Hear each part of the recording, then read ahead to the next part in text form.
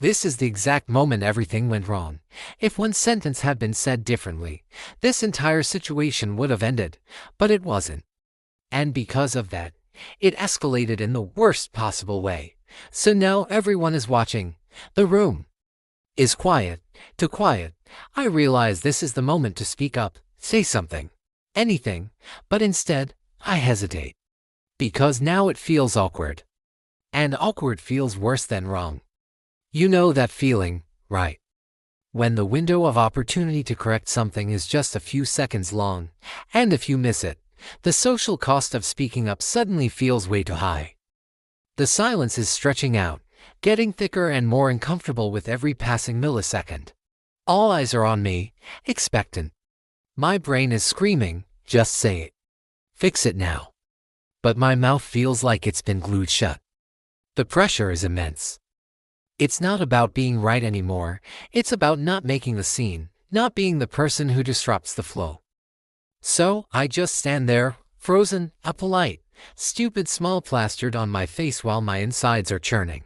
Then, someone asks a simple question, a normal question, the kind that should be answered in 1 second with a simple no. They look at me, their expression open and friendly. Completely unaware of the internal catastrophe unfolding. So, you're the one who organized this. Right. And instead of correcting the situation, instead of saying, "Oh no, that was actually Sarah," I do the one thing I shouldn't have done. I nod. Just a small, almost imperceptible nod. And that nod changes everything. It was a reflex, a social instinct to be agreeable. To not create friction. But in that tiny movement, a lie was born.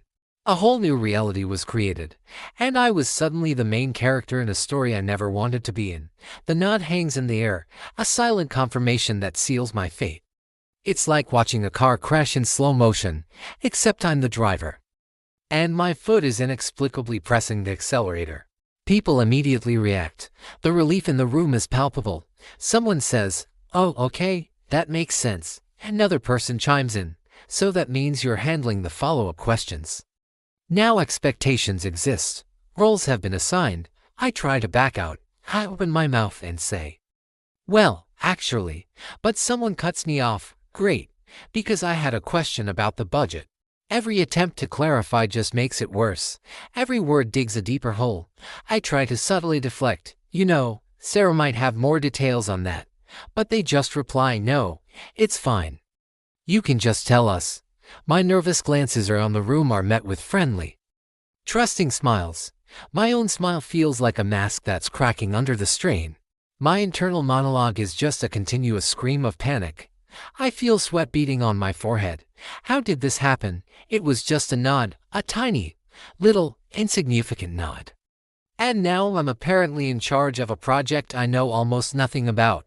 The more I try to wiggle free, the more entangled I become. Then it happens, the point of no return. After a few more minutes of me vaguely answering questions and deflecting like a professional politician, the person leading the meeting claps their hands together. "All right. Let's go with that. Great job pulling this all together." And just like that, the situation is locked in, set in stone. There's no correcting it now without explaining everything. And explaining everything would be worse.